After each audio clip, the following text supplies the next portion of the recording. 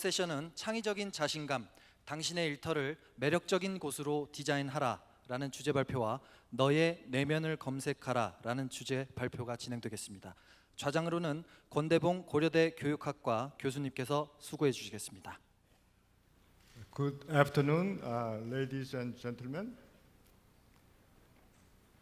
If you think you are not ladies and gentlemen, you can leave now. Well, Marc, he asked me whether I prepared a joke. So I just prepared a joke. Well, we have distinguished speakers at this session. It's a quite wonderful combination.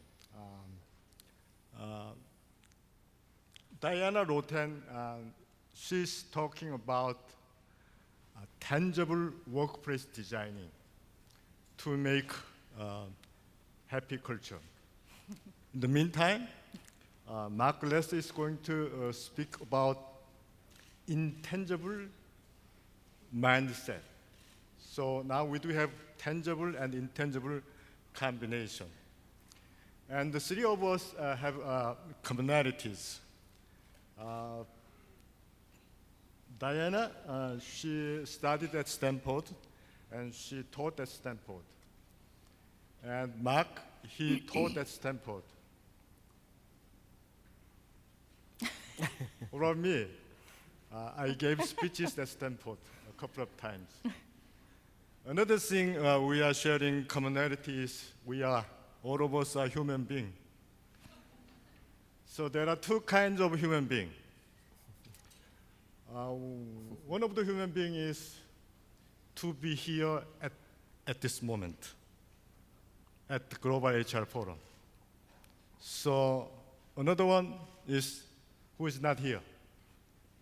So you are the person, you are the right person at right time, at right place. Don't you think so? Why don't you give me a... Now let me introduce a second speaker, Mr. Marc Lesser. He's a CEO of Search Inside Yourself Leadership Institute. This institute is a public organization, right? Non-profit making organization. And he studied psychology at Rutgers University and MBA at New York University School of Business. Why don't you welcome Mr. Marc Lesser with a big hand.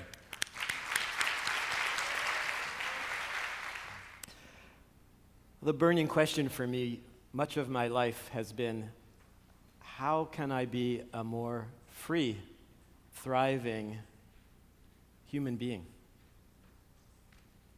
And how can I use this freedom to do more good in the world? When I was 21 years old, I took a 1-year leave of absence from Rutgers University and went to San Francisco. And that 1 year turned into 10 years at the San Francisco Zen Center. My parents were not so happy about this. But it turned out to be a really amazing and life-changing part of my own life. And the 10th year of living at the Zen Center, I was the director of a Zen monastery called Tassajara Zen Mountain Center.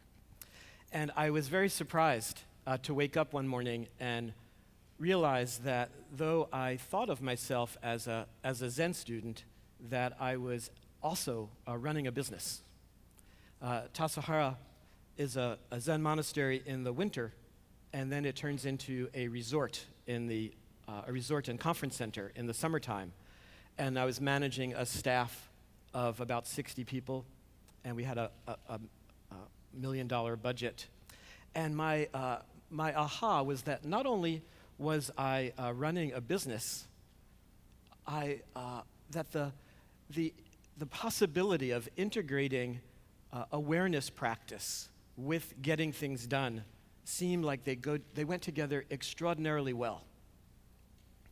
So I decided this was really going to be the path for my life, was this integration of awareness practice, of wisdom and compassion practice with getting things done. And I decided that I needed to learn more about business, and that's what brought me from the Zen Center to the Stern School of Business, New York University, to get my MBA degree. I then ended up starting a couple of different companies, including a greeting card and calendar company called Brushstance, which was one of the first companies in the world to make things out of recycled paper, like greeting cards, journals, wrapping paper. And now I find myself as the CEO of the Search Inside Yourself Leadership Institute. So I want to talk with you this afternoon about how to create a workplace where people can thrive. And I want to talk about this relationship between the individual, self-mastery, self-awareness, and leadership skills, effective leadership, and how these then can lead to getting not only more things done in the world, but more of the right things. To see that business and academia can be a force for good, a force for healing, and not just a force for maximizing shareholder wealth. So Search Inside Yourself. I sometimes describe the program as a leadership program that uses the tools of mindfulness and emotional intelligence, and that's based in neuroscience. And I'll talk a little bit more about these three pieces. And I want to introduce the person who was the brainchild, the person who thought of the program Search Inside Yourself. This is Chade-Meng Tan, who is a Google engineer 107. And he was a long-term meditation student. And his story is that after Google's initial public offering, the next day he said, well, I don't have to work again. Now I can do what I really want to do.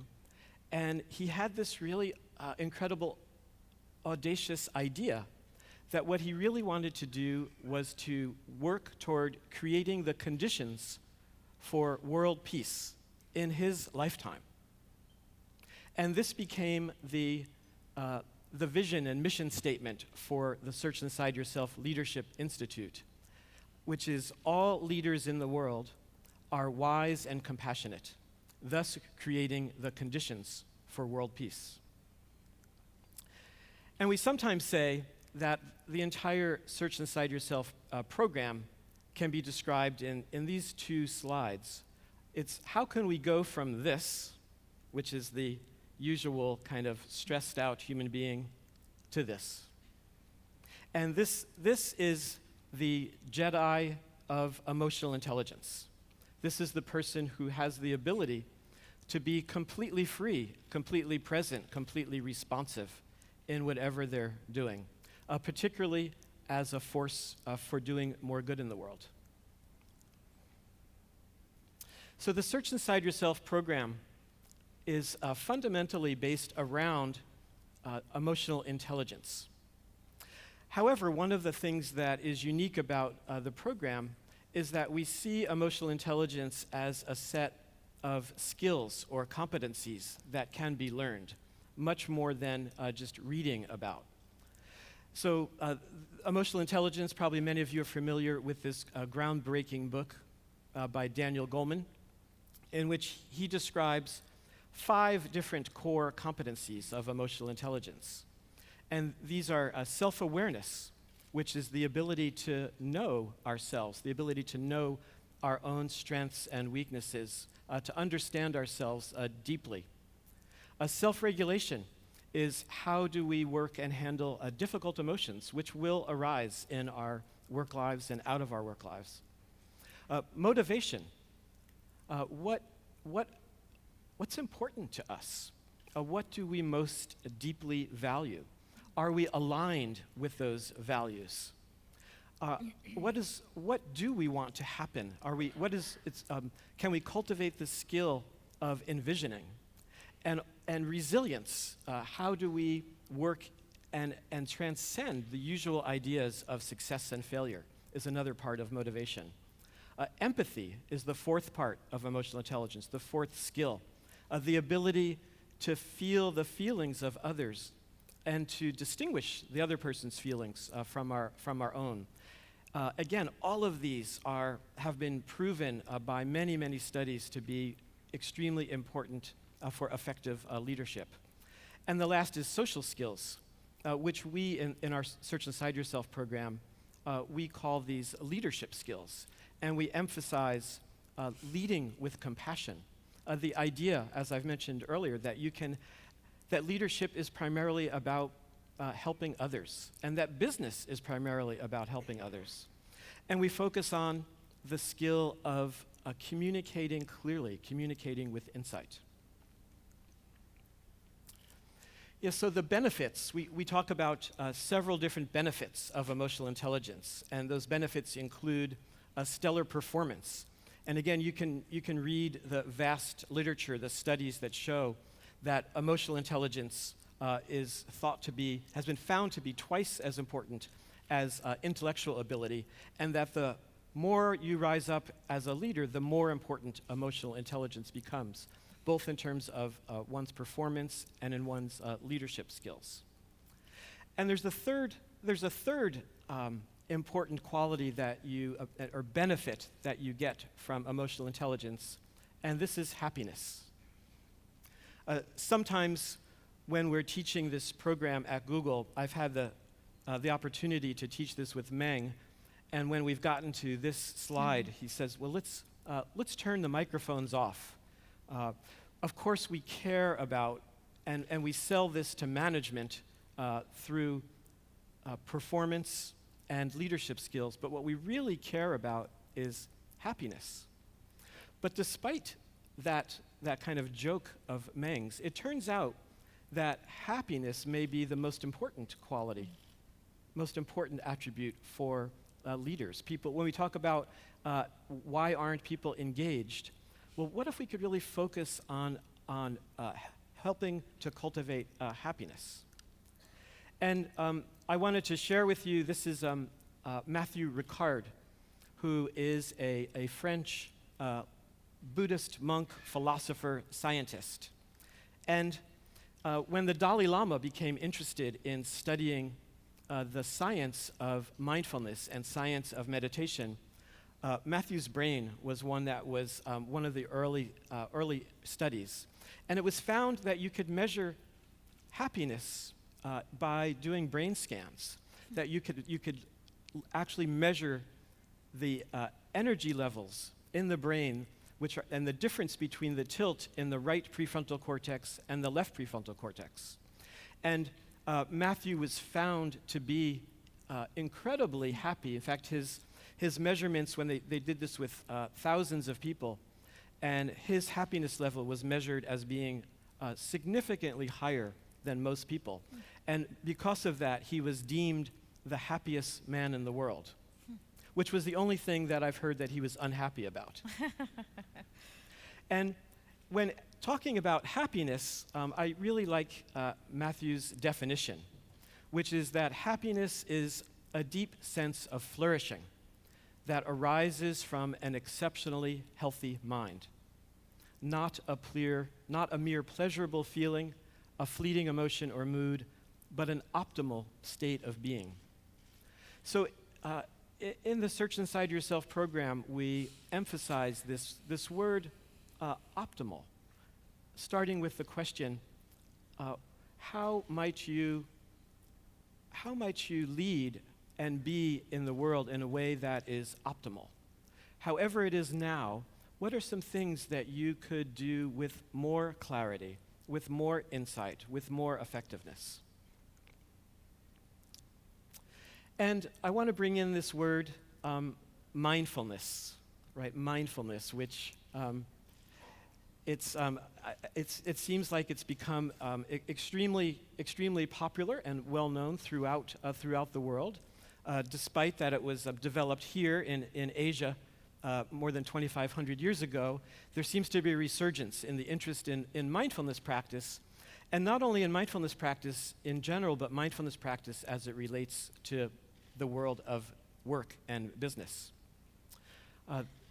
The Search Inside Yourself program I mentioned was started by a Google engineer, Chade-Meng Tan, and it became one of the most popular and successful programs within Google. And there have now been more than 3,000 Google employees, mostly engineers, who have been trained in Search Inside Yourself. They just did a pretty wide-ranging data study that I just saw the initial release of, which showed that the Search Inside Yourself program had a statistically significant effect in productivity, in happiness, in reducing stress. And in fact, I emailed my friends at Google this morning saying, where's that data? But we should have that soon to be able to share with everyone. SAP has been another major client of the Search Inside Yourself Leadership Institute, and there they have done a fair amount of data collection. Again, one of their studies showed about approximately 10% increase in productivity through people doing the Search Inside Yourself program. So one of the basis of Search Inside Yourself is that in order to develop emotional intelligence skills, it requires a body practice. It requires an awareness practice. It requires the practice of mindfulness. Daniel Goleman, after he wrote the book Emotional Intelligence, several years later, wrote another book called Working with Emotional Intelligence about bringing it into the workplace. And there's a chapter in that book called The $1 Billion Mistake, in which he describes how hundreds, thousands of companies, especially large companies, brought emotional intelligence trainings into their companies because it made sense. It's just common sense for anyone in the workplace that emotional intelligence skills, social skills, communication skills are vital for leaders. However, the emotional intelligence programs from many years ago, they all pretty much failed. And they failed because people approached it much like computer science, thinking that you could read about it, you could study about it, and that somehow that was going to increase one's emotional intelligence. Well, the big aha of Search Inside Yourself, and I think the big aha of the why mindfulness has become so popular and important in the business world, is that it is essentially a body practice. It's a practice that is about learning to be more present. It's a practice that's learning to trust yourself more completely. I sometimes describe mindfulness and mindfulness meditation as the practice of cultivating trust, trust in oneself. Here before you is another definition. This is a more kind of commonly accepted definition by Jon Kabat-Zinn, who is the person who created mindfulness-based stress reduction. And he describes mindfulness as the awareness that arises from paying attention on purpose in the present moment, non-judgmentally. I'm thinking we should try something, right? So here I am talking about body practices and doing, and you're all sitting there just listening. So I'd like to suggest that everyone hold up your right hand and hold your palm facing toward you. And don't forget to breathe while you're doing this. You might notice that you're breathing, but you might take a look at your hand. This kind of simple, when's the last time you noticed your hand? Just look at, is this you?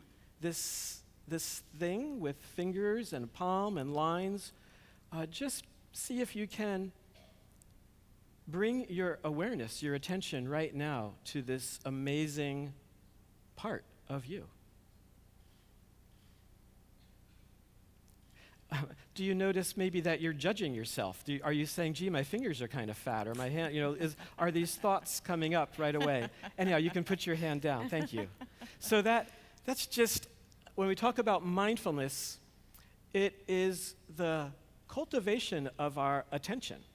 It is the cultivation of trust, but it's also the cultivation of seeing each moment as alive. Seeing each moment as alive.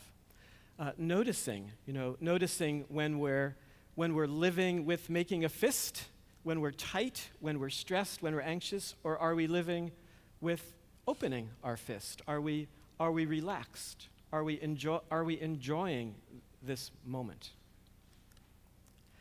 And mindfulness is also described as a radical shift in the way in which we attend to experience. A radical shift in the way we attend to experience. So again, looking at the hand as fresh is a very different way of looking at our lives.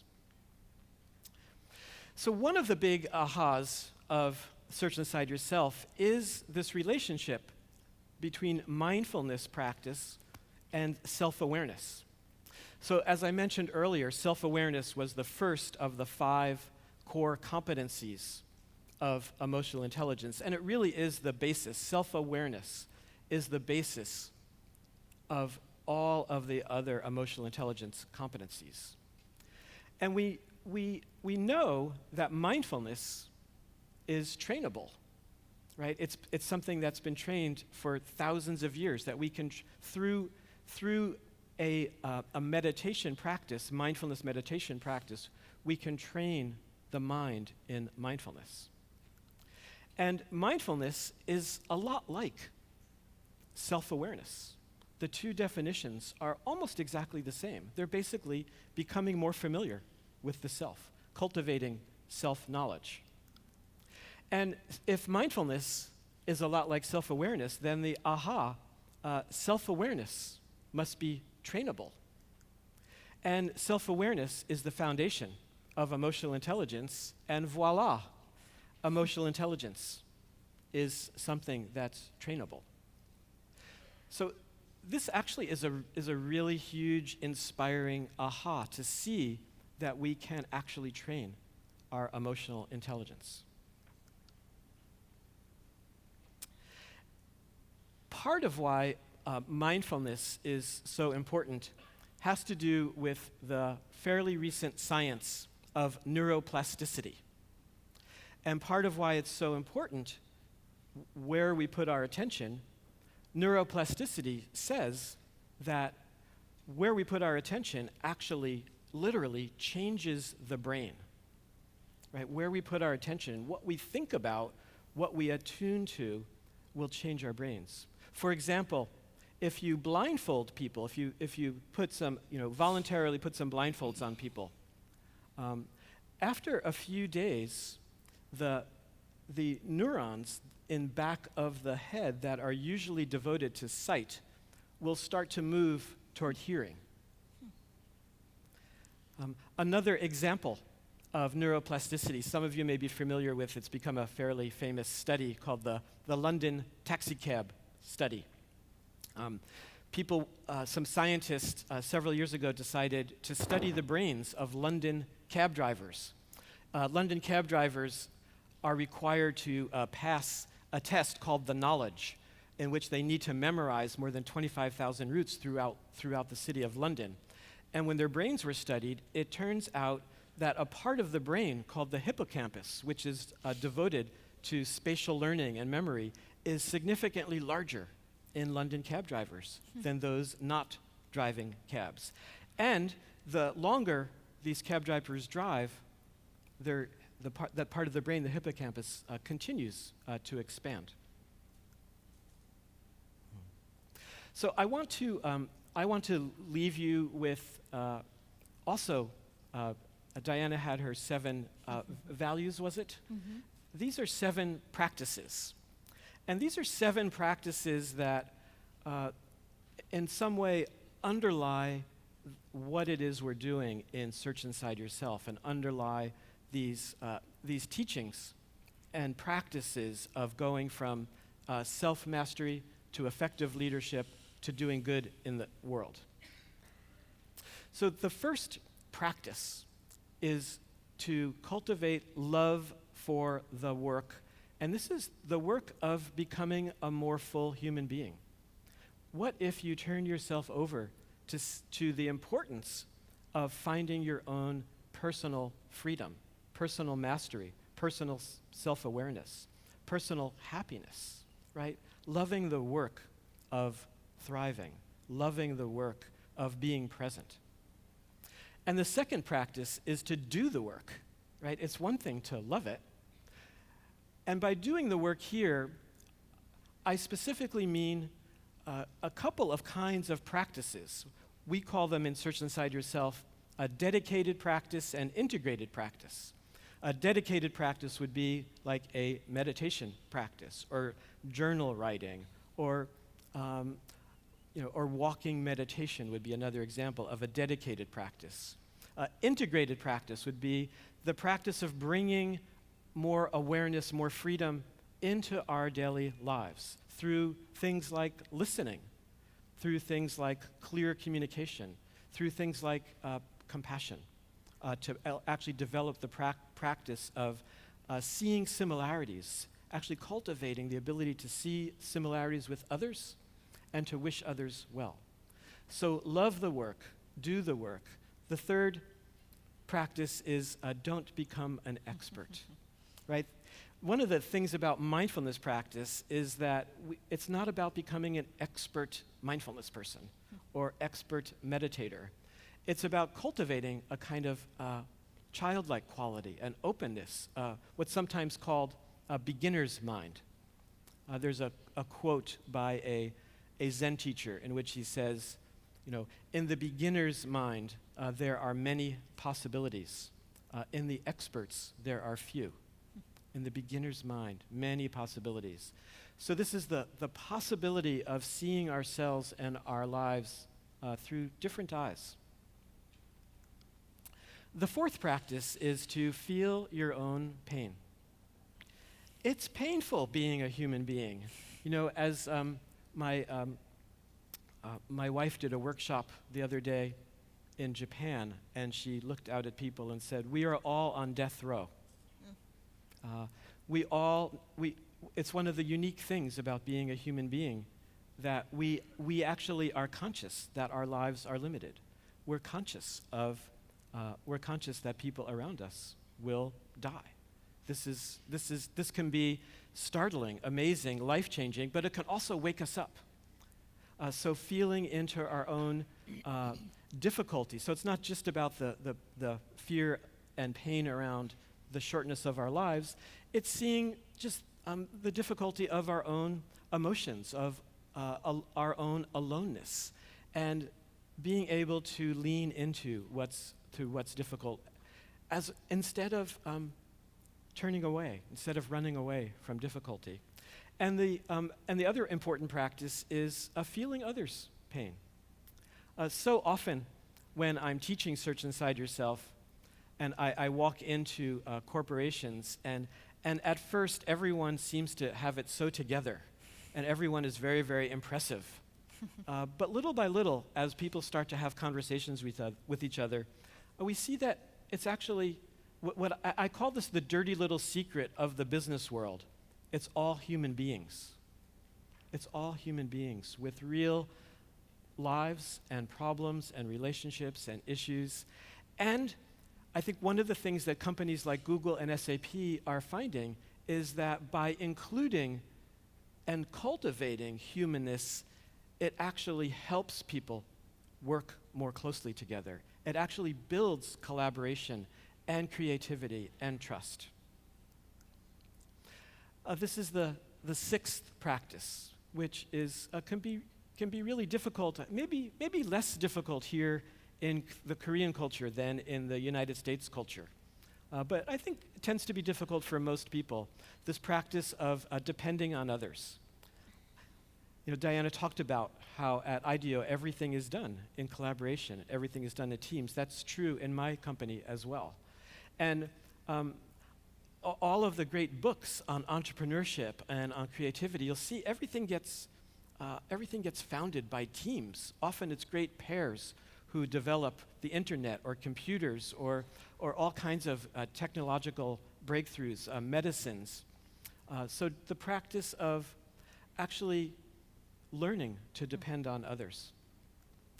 And the seventh practice, which can be a really difficult practice in today's world, is to keep making it simpler, right? One of the great questions I love asking my students and myself is, what are you doing that's extra? What are you doing that's extra? And that could be from, holding your shoulders to doing too many things, having too many things on your to-do list, checking your email at every red light or whatever, crazy things people do these days in our lives. So looking to see, this is the question of what's really important and living more from the sense of what's important. So it goes back to my original question that I said has been a burning question for my entire life, is how can we find more freedom? What does it mean to be a thriving human being? How can we use ourselves, our businesses, our organizations as a force for doing good? One of the questions that, as I was preparing for today, someone asked me, well, what does this have to do with our day-to-day business lives? And I immediately said, well, everything, right? How we show up in our being, in our emotional lives, how do we bring that into the things that are most important in creating our cultures? How does it influence our meetings? How does it influence our decision-making? How does it influence the hard decisions of hiring and firing? So how does a more free person do those things? What does that look like as you develop more freedom? How will that affect your meetings, your decision-making, your relationships? It will affect everything. Yeah, so I feel, I had lunch today with a group of young entrepreneurs sitting at a table of young people who all said they wanted to be CEOs when they grew up. And they asked me great questions, and someone said to me, are you happy being the CEO of SILI, of the Search Inside Yourself Leadership Institute? And immediately I thought of, all of the problems and issues awaiting me when I go back. But I actually I really do appreciate and enjoy the problems and issues, and I love the people that I work with, and I feel really lucky. In fact, I've never felt like I've ever really had a job, and I suggest this is one of your goals. Don't ever have a job. Always make your practice loving the work and doing the work.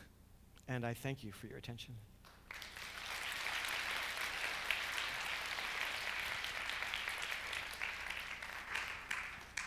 Thank you, Marc Lesser. Your speech, kept reminding me we are all human beings. Does he look human being? Well, before coming here, I asked Marc Lesser whether it is okay for me to introduce as a Zen master. And he said no. Please introduce me as a Zen student. So does he look like a student? Well, Diane, you have disclosed your secret, how to design. So is it okay? I mean, some audiences are worried about whether you are going to be fired by your company. Gosh, I hope not. Because like Marc, I really love my job. And I've had many jobs, and I really, really love this one. No, well, I definitely will not be fired, at least not for revealing our secrets, because we have no secrets. One of the fundamental notions at IDEO is that we are completely transparent. We believe in openness. We believe in sharing. We believe, if our purpose is to create disproportionate impact through design, part of the way that we create that disproportionate impact is by helping others design. It's not about us. It's about making the world a better place. So whatever we can do to share and help that happen, that is what we do. And further question is whether you have a Korean trainee. If I have, Have you ever Koreans to be trained at Japan? It's a great question. Yes, in fact, we have. In fact, we have an office in Singapore, we have an office in Shanghai, and we have an office in Beijing. And I believe in all of those locations, we have had Korean designers. And in the New York office, we have 2 Korean American designers. Okay. Well, another question to Mr. Marc Lesser. What are the programs you offer to the organizations that are especially effective in the companies? Could we taste a little bit? Thank you. I realized as soon as I finished, I left that out.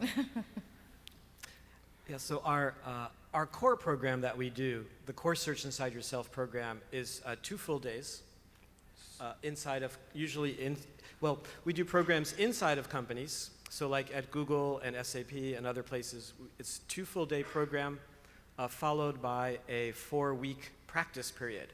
Because we find once we teach certain practices and tools, people need a little bit of time to practice. At the end of the 4-week program, we do a live webinar, and then we are now starting to introduce a program called Silly Circles of getting people into small groups. We also, when we work with companies, sometimes people get very passionate and excited and want to spread it within their company. And one of the ways we do that is an internal train the trainer program. Also, do you have online programs? We are about to introduce a Search Inside Yourself app that will be coming out within the next week or 2, and it will have our entire program and many, many different kinds of mindfulness meditations and other exercises on the app. They'll be available, mobilely. Okay, good. Diane, how are the teams formed and how are they evaluated? How are people incentivized? Great. So every team, the way it works at IDEO is a client will come to IDEO and they will have an opportunity or a challenge that they need help with. So that could be, as I mentioned, could be anything from helping Marc design a new app for his institution. It might be helping, I'm looking at logos. It might be helping Samsung design a new consumer electronics. It might be helping Peru design a new education system. So we have that range of kinds of problems and opportunities that are brought to us. Depending on that, what the problem and the opportunity is, we then form a team that is very specific and custom to that problem. So if it were for Marc's designing an app for Marc, we would have an interaction designer, we would have a communications designer, we might have a digital, someone who can work on software. In every project across the studios, the thing that is constant is we have somebody who's called a design researcher. And this is part of our process no matter what we're designing. Remember I mentioned we start with the human and then we look at whether it's technologically feasible and then whether it was financially viable. So in order to start with the human, we need to spend time with humans. So we spend a lot of time going out into the field, and then again, I'll use the case of Marc's app. If Robert were somebody who wanted to perhaps start practicing some of the methods that Search Inside Yourself supports, we would spend time with him. We might explore with him how he currently meditates, whether he meditates at all. And we would look at across a variety of different folks that might be potential users of the app. Then the team will work together over the course of however many weeks, to design whatever the solution is. And the way in which the team is evaluated is essentially by the client, and whether the team has been able to deliver the solution, whether it's to Search Inside Yourself or Samsung or Peru. Have we solved the problem that has been presented to us? So really, it's about whether we're able to satisfy and service the client. And in terms of incentive, this is really, when I think about what motivates myself and motivates the people I work with, we are motivated by the range and diversity of opportunities that we have, the complexity of the challenges that we're asked to help solve on, the opportunity to have really tremendous impact in the world, and really the constancy of every day is a new day at IDEO. Every day is a learning day, and that is what drives every one of our 650 people that work at IDEO.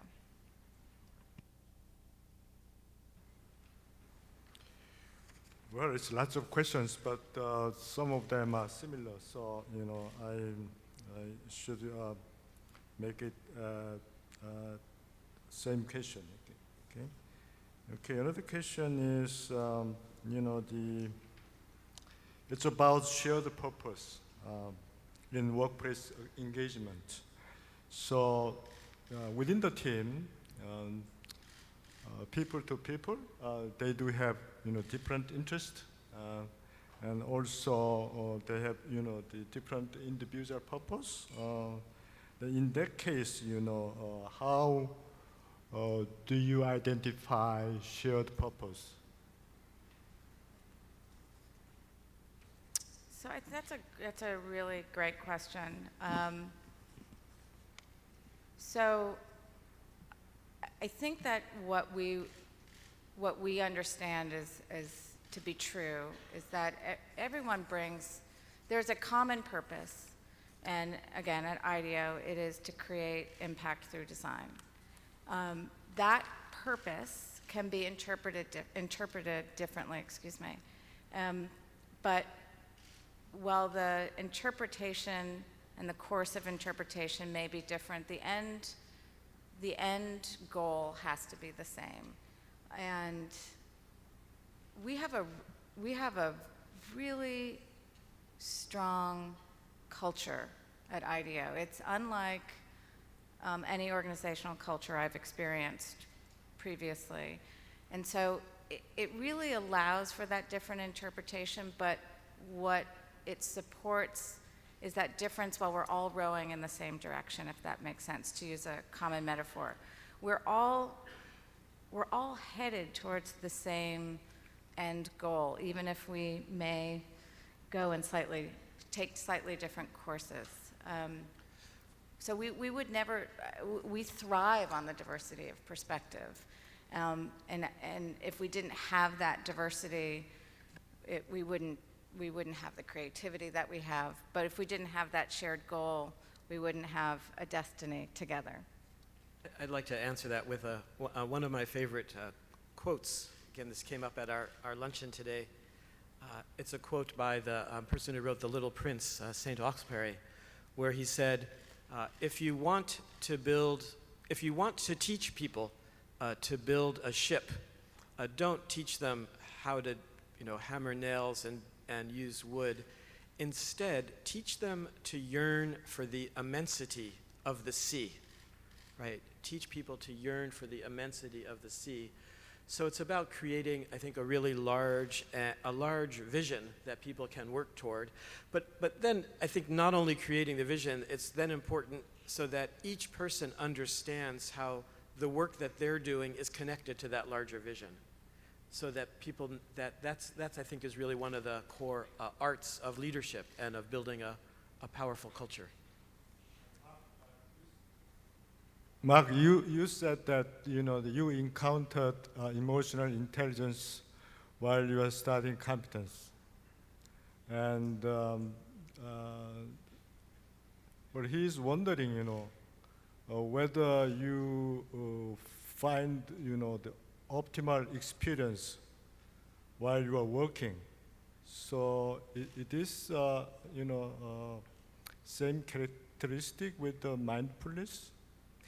Yeah, I find that this is one of the beautiful things about our work is that it gives us many opportunities, wanted or unwanted, to practice emotional intelligence. And that, again, it's not about being perfect, but in some sense it's about going deeper and deeper. And I can give you, it's interesting, an example that I can give you. The other day I was, a woman who works for me said, when are we going to start doing more programs on the internet? And I was surprised how immediately fearful and defensive I got with even what was this simple question that with all of my mindfulness practice and all of my emotional intelligence practice, I heard the question as, why aren't you a better leader? Mm-hmm. And I had to actually pause and take a breath and realize that was not the question. It was really, the question was about strategy. But it was really interesting to notice that. And I see those kinds of emotional intelligence issues coming up over and over again in workplaces, to the point where people have real trouble talking to each other or communicating with each other or trusting each other. So in a certain way, it's very kind of subtle, noticing what's actually happening, but it's so important in our workplace communication in order to develop trust and collaboration with each other. Good. Well, Diane, you have some questions from high school students. Okay, one of them is, it is hard for leaders to change culture in their organization if other members are not motivated to change culture or atmosphere. How do you give motivation to other members? Boy, that's a great question.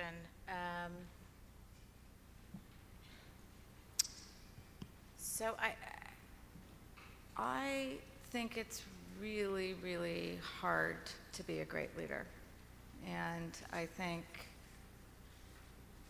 we are only starting to understand some of the principles of great leadership. And again, Dr. Pfeffer talked quite a bit about this yesterday.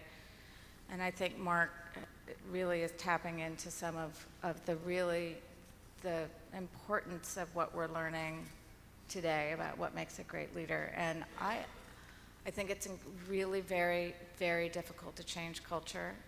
I think to change culture requires a level of emotional intelligence and a level of emotional investment, and taking an organization and a group of people on that journey. I do believe it's possible. If I didn't believe it was possible, I wouldn't do what I do.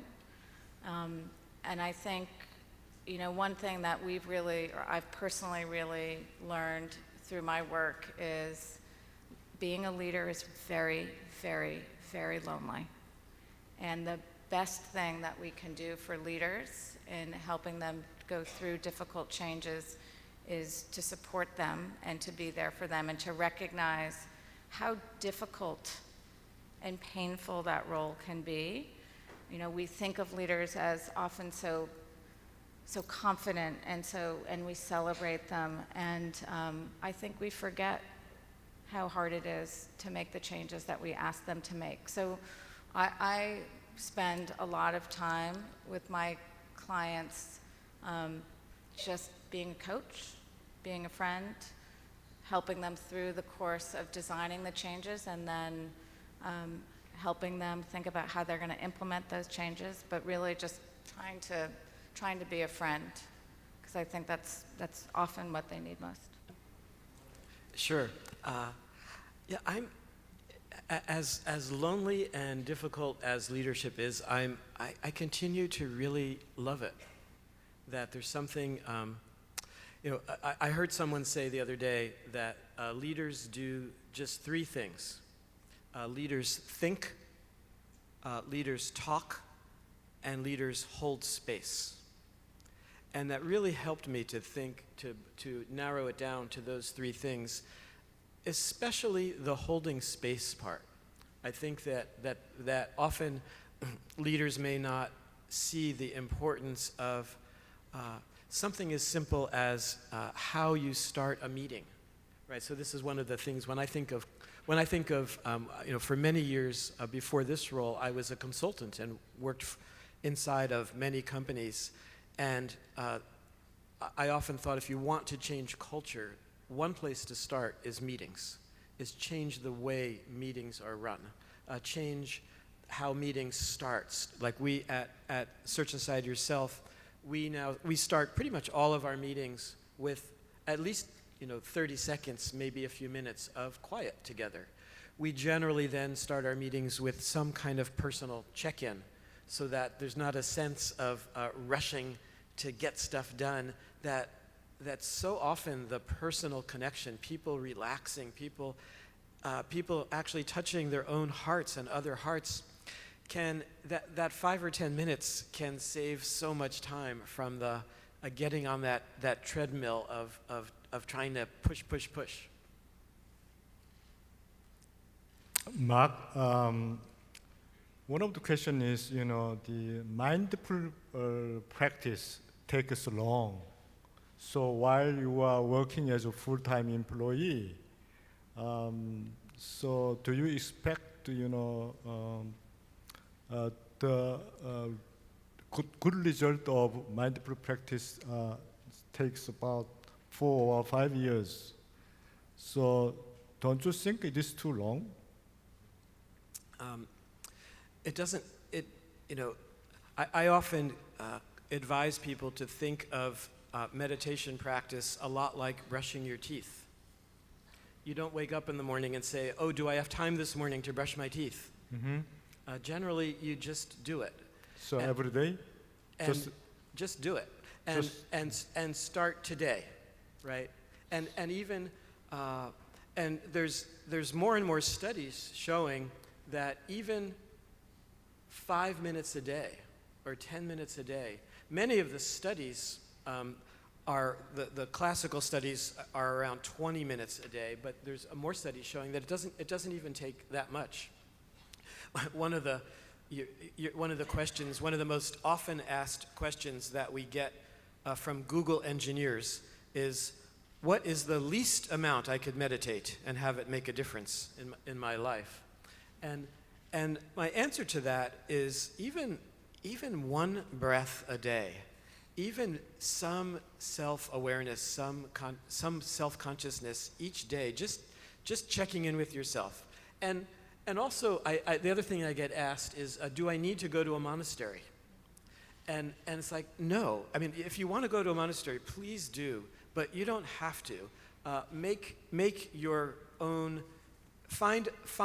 Make your home into a monastery, even if it's for 3 minutes every morning, or 5 minutes, or 20 minutes. Okay, 3 or 5 or 10 minutes per day. Okay, then you can have a good effect.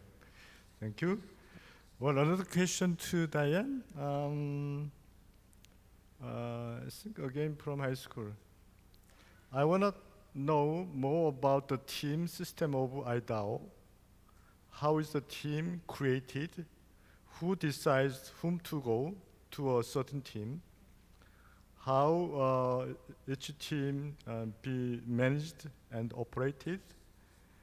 And the related question is, if your organization is flat, how can employees feel growth? And traditional organization has promotion, which translate into hierarchy in the organization, which is another flat organization. So why don't you share the IDEO practices? Boy, I wish I could have asked a question like that when I was in high school. It's really great. So, okay, the team structure at IDEO, how does this work? So, in every studio, there are a set of designers, and, well, let me back up. So we have a flat organization in the sense of everybody's within a studio is a part of a community, decision-making is shared, everybody has a voice.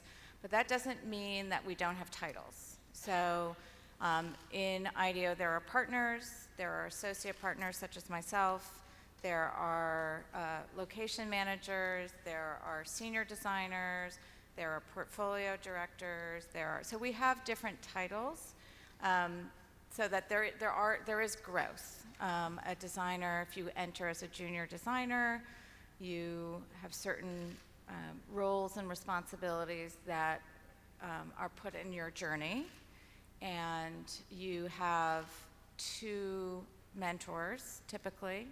This is how it works in New York, at least. You have 2 mentors who help you through that, make sure over the course of, every couple of months you meet, you have feedback, make sure that you're progressing on your journey. At a certain point in your career, if you've demonstrated both the skills and the behaviors, and it really is, the combination, you might be promoted from junior designer to the next level. So there's always growth opportunities. Again, the flatness comes in the fact that everybody has a voice in decision making. Now the team structure, so how does that work? There are different responsibilities as a community member of a studio that we all take on, and everybody rotates through these responsibilities. So one of them is called team building, and there's usually in New York 3 people who do team building, and they are in their minds helping to determine what talent needs to be on what team in order to meet the client's needs. And this is a decision that they make. They think about who's available, who has the right skills, but then they work with the designers themselves to put them on the teams to make sure that it's not just skills that are being met, but the designer's interests are being served as well. So it's kind of a collaborative, iterative decision-making process. And then decision-making within the teams. So you'll have your core members of a team, and then every team has a project leader, and they are responsibility for making sure that the team continues to move through the course of the design process to meet the deliverables and the deadlines that we have with the client. They are essentially the coach of the team, and then there's an addition, and every team is dedicated full-time. So you're on a single team for the length of the project. And then there's, in addition to the project lead, you have 2 guides. So I'm a guide on a project, and what that means is I'm essentially, one of the coaches that comes in. I'm not on the team all the time, but I come in, we do reviews of the work. If there are any challenges or questions or uncertainties about how to solve the problem, the guides will come in as extra hands to help the team out. Thank you. Well, this is the last question from high school students. Diane? Well, his question is whether you have code of ethics to prevent from over-consuming your design services. If we have, I'm sorry, Do you have any code of ethics? a code of ethics. Yeah. Oh. Because you are, producing various kinds of design services. Yes. So he's worrying about, overusing your Yeah. design services. Yeah. That is a really great question. It's a really great question. So, we do have a code of ethics, an explicit code of ethics and an implicit code of ethics, and it's one of the most important contexts of our work. So, for every client that we have, some are public clients, some are private clients, some are so private that we can't even tell designers who are not working for that client that that is a client. So depending on where the client is, we have to be very careful. We protect everything about that client. And it is really first and foremost that we do that. So even with a public client, someone that I could talk about on the stage, even with those clients who are talking in the press or talking, on their own stages about the work that we've done together, we still have a very serious code of ethics in that what we design for that client never gets redesigned for another client. Now, we might learn across clients, so we might work with, again, I'm just keep thinking of the education system in Peru. We've done a lot of work in Peru for this client. It's called Intercorp Bank, who created a private school for the middle class in Peru. We've learned so much through that project, so many valuable learnings that those insights can then be used with another client. But what we've designed for Intercorp, we could never reuse for another client. And as soon as IDEO starts to reuse its designs from one client to the next is the minute we should close the business. Because our value to whomever it is, whether it's Marc or it's Asiana Airlines or it's Korean Air, I'm just again reading logos hypothetically off the side here. Our whole value to these clients is that we are building a personalized team, we're building a customized design, we're creating a tailored solution. And so we have a methodology that travels across clients, but we don't have routinized processes or products rather that we take from one client to the next. And that is our fundamental code of ethics. Thank you so much. During the 90 minutes, we have excellent presentation from both Diane and Marc, and active participation from the floor. 2,500 years ago, the Oriental scholar, he wrote a book titled Nono. When you read the book Nono, you can find this kind of sentences.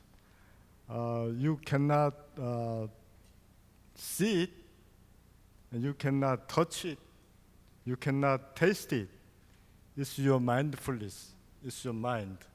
But if you do body practice, you can have a good mindfulness.